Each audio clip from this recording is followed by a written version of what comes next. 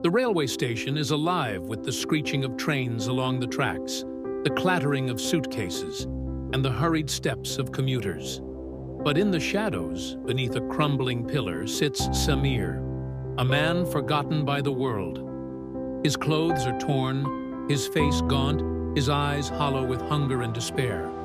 In his outstretched hand, a rusted tin cup trembles, once an instrument of hope, now just a silent plea for mercy. Commuters rush past, too busy to notice him.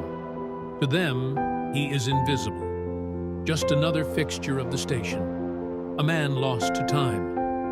Samir's lips move in silent prayers, his words swallowed by the roaring noise around him. The station is a symphony of life, yet he remains frozen in stillness. His hand trembles, waiting, hoping for someone, anyone, to see him. Even a candy wrapper that flutters nearby seems to have more worth than he does. 5 years ago, Samir was a different man. He had a family, a wife who believed in him, and a daughter whose laughter filled their modest home. They lived in a small apartment, its walls echoing with the sounds of hope, love, and dreams. They were poor, but their hearts were rich with the promise of a better future. But fate is never kind. A factory fire swallowed his job, leaving him unemployed. Medical bills devoured his savings, and pride? It kept him silent, too proud to ask for help, too late to save his family. His wife left, taking his daughter with her. Her last words still haunt him. You can't even feed her. Now, he sits in the station, his heart broken, his dreams shattered. The flickering fluorescent lights mock him, a cold reminder of what he used to be. His memories of laughter, warmth, and love are all that remain. The harsh, bright lights above bring nothing but pain. And Samir? He is alone, with only his broken spirit for company.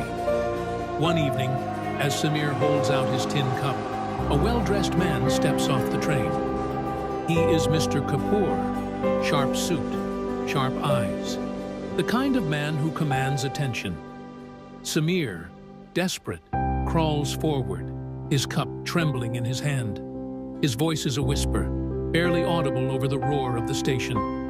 Sahib, please. Mr. Kapoor stops, his gaze cold, disinterested. He looks down at Samir, his eyes calculating, emotionless. You beg every day, he says, but what do you give? Samir's heart sinks. His hands shake as the cup slips from his fingers. Give? I have nothing. His voice cracks under the weight of his reality, his desperation laid bare for all to see. The businessman's laugh is harsh, cutting through the air like a blade. Then you deserve nothing. He turns to leave, but not before dropping a 500 rupee note at Samir's feet. It is not an act of kindness, but a challenge, a dare disguised as charity. Samir stares at the note, his heart heavy.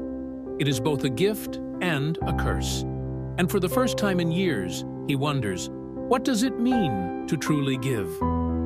That night, Samir lies awake, the 500 rupee note burning in his hand. He does not know what to do with it. But the next morning, as sunlight spills through the grimy windows of the station, Samir notices something small, fragile, and beautiful.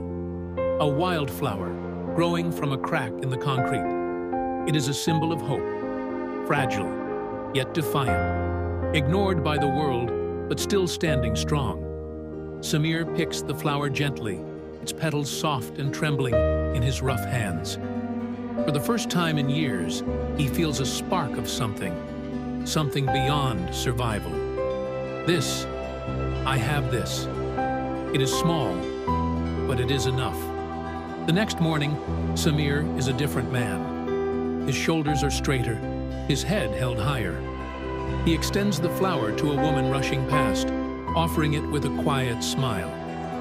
For kindness, he says. The woman pauses, surprised. then accepts the flower. Hours later, she returns with a tiffin box filled with rice, dal, and a boiled egg. "For the man who gave me hope," she whispers. Word spreads quickly. A flower for a smile, a garland for a coin. Samir's corner transforms. His stall, once empty and forgotten, blooms with color as people stop to take a flower, leaving behind small offerings of kindness. Samir learns to bargain with local florists, weaving marigolds into beautiful chains. A vendor lends him a cart to sell flowers, trusting him to pay later. But as Samir's new life begins, challenges arise. A thug smashes his stall. Rain drowns his flowers. Yet Samir does not give up. His hands bleed as he rebuilds. His spirit, stronger than before. His resolve, unbroken. Months later, the businessman returns. Samir stands tall, now dressed in a crisp kurta.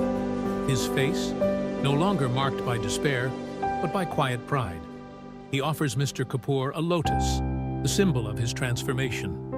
Mr. Kapoor stares at Samir, his eyes widening in disbelief. "You understood," he says.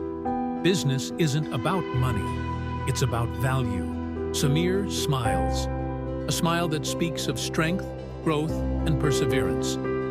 No longer a beggar, he stands as a man reborn, a force to be reckoned with. The station still hums with life. But now, where once there was a beggar, there is a flower stall. Children laugh nearby, learning from Samir's daughter, who now teaches others the value of kindness. The 500 rupee note is framed on the wall, a reminder that even the smallest seed can shatter concrete. The world spins on, but Samir, now a businessman, spins with it. His life is no longer a story of despair, but one of hope and transformation. Because you are not defined by what you've lost, you are shaped by what you give: a flower, a smile, a second chance. Success is not a transaction, it's a transformation. Even in the cracks, there is light. Even in emptiness, there is worth. You just have to plant the seed and believe.